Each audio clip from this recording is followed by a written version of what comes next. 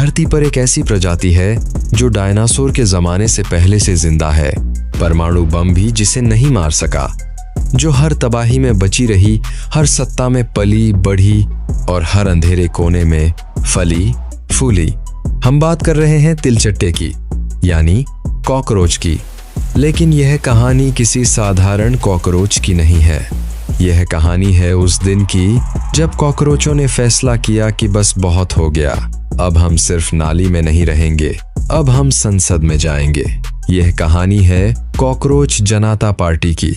बात उस शहर की है जहां हर चुनाव के बाद वही होता था जो हमेशा होता है। नेता बदलते थे, चेहरे बदलते थे, पर नाली वही रहती थी, सड़क वही टूटी रहती थी, अंधेरा वही गहरा रहता था। और उसी अंधेरे में एक पुरानी इमारत की दीवार के पीछे एक असाधारण सभा हो रही थी। उनका नेता था नेताजी तिलचट्टा लाल। 6 टांगे, 2 एंटीना और एक ऐसी आवाज जो पूरी कॉलोनी को हिला दे। उन्होंने माइक थामा और कहा, भाइयों और बहनों, हम सदियों से इन्हीं इंसानों के घरों में रहे।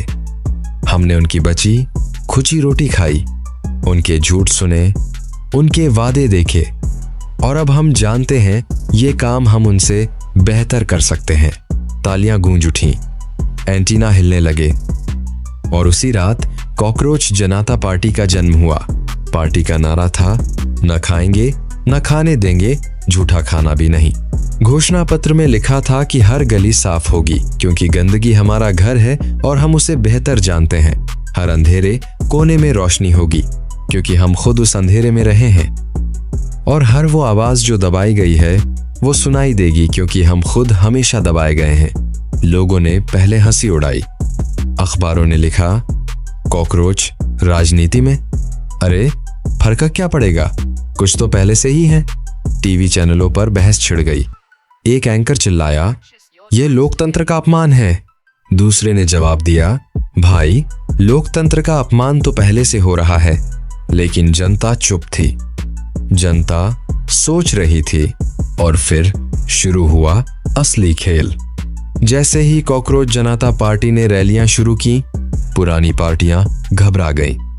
उन्होंने सीबीआई भेजी, एड भेजी, कहा यह विदेशी एजेंट है, कहा इनका रजिस्ट्रेशन अवैध है, कहा यह संविधान के खिलाफ है।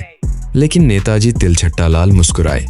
उन्होंने कहा, हम 30 करोड़ साल से इस धरती पर हैं, हमने हर तूफान देखा है, हमें जानते हो, हम वो हैं जो परमाणु बम के बाद भी बचेंगे।